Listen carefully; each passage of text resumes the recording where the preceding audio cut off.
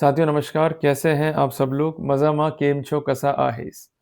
आज एक महत्वपूर्ण टॉपिक पर जो है मैं चर्चा करूँगा। टॉपिक जो है जुड़ा हुआ है प्रिवेंशन ऑफ करप्शन एक्ट से।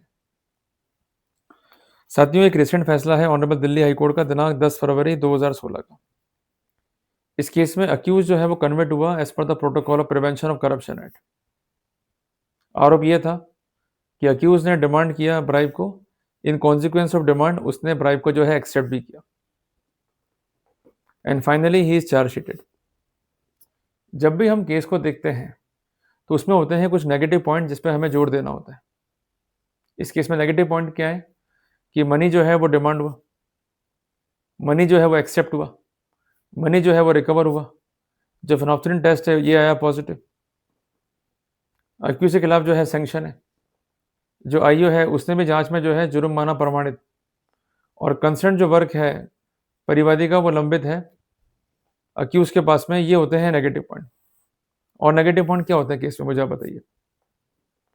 जो भी नेगेटिव पॉइंट है उस पर हमें काम करना होता है ताकि हम जो कंसर्न नेगेटिव पॉइंट है उसको डिसॉल्व कर सकें, जिसको हम कहते हैं to neutralise the negative point, ताकि जो एज पर लॉ सक्सेस है उसको हम जो है प्राप्त कर सकें। इस केस में सबसे पहला अटैक किया था कंसर्न अक्यूज का कि डिमांड जो है वो साबित ही नहीं है। जब भी आएगी बात डिमांड की, हम सब जानते हैं कि इट मस्ट बी वेरीफाइड। सबसे पहले ये होगी verified and if the accused is chargesheeted also it is required to be proved by the prosecution beyond reasonable doubt. अगर डिमांड वेरीफाइड नहीं है, डिमांड साबित नहीं है, तो किसी भी रूप में प्रिजम्पशन जो है ड्रॉ नहीं होगा धारा 20 पीसी एक्ट का। इसलिए हम एक बात लिख सकते हैं इन आर नोटबुक कि mere recovery mere acceptance are not sufficient. अगर हम बात करेंगे डिमांड की तो कुल मिलाकर के 5 एविडेंसेस जो है इंपॉर्टेंट है। सबसे पहली बात, जो तकरारदार है, जो आवेदक है, उसकी report. You got my point. दूसरी बात, उस कंसर्न रिपोर्ट पर क्या वेरिफिकेशन हुआ है, मीन्स जो इलेक्ट्रॉनिक एविडेंस है वो क्या कहती है। तीसरी बात ट्रांसक्रिप्शन। चौथी बात शैडो विटनेस का बयान। और पांचवी बात, समस्त स्थितियों में इनकंसिस्टेंसी ना हो, समस्त स्थितियों में कोरोबोरेशन हो, यह अपेक्षा की जाती है प्रोसिक्यूशन से। और इसके अलावा ये भी अपेक्षा होती है कि कोई फैक्ट जो है ना छुपाया गया हो। अगर डिमांड को प्रॉपर्ली जो है वेरीफाई नहीं किया गया है और केवल एक पूरी करी है औपचारिकता आईओ ने, तो वहां हम बेनिफिट जो है ले सकते हैं। इस बिंदु पे जजमेंट है ऑनरेबल सुप्रीम कोर्ट का।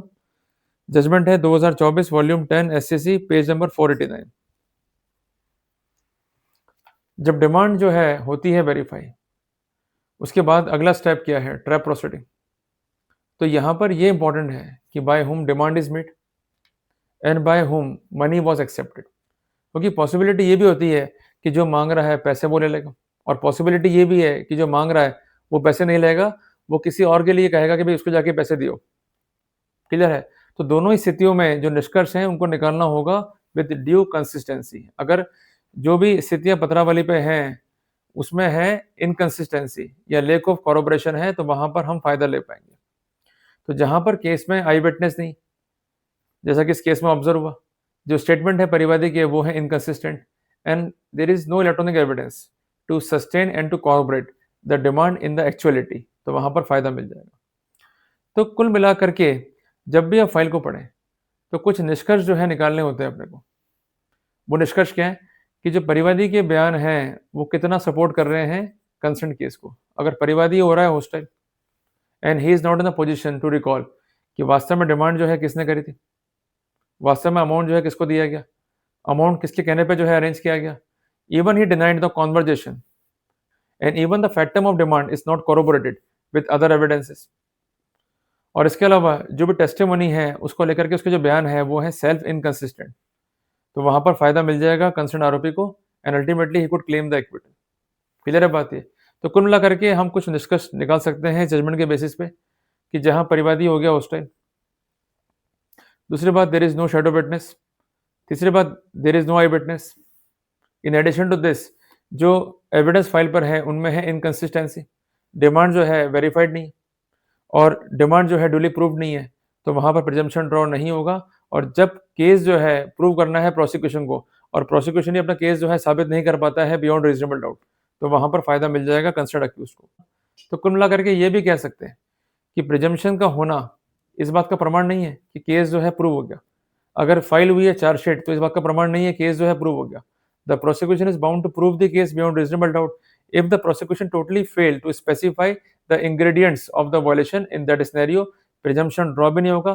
केस में जो है डाउट होता है क्रिएट और उसका फायदा किसको मिलेगा अल्टीमेटली अक्यूज्ड को। तो इस तरीके से इन बिंदुओं पर केस को जो है लड़ा जाता है। तो अगर आप प्रिपेयर कर रहे हैं अपने केस को तो ये जो फैसला है दिल्ली हाईकोर्ट का दिनांक 10 फरवरी 26 का ये काफ़ी इंपॉर्टेंट है। इसको अपने रिसर्च का और अपनी स्टडीज़ का जो है पार्ट ज़रूर बनाइएगा।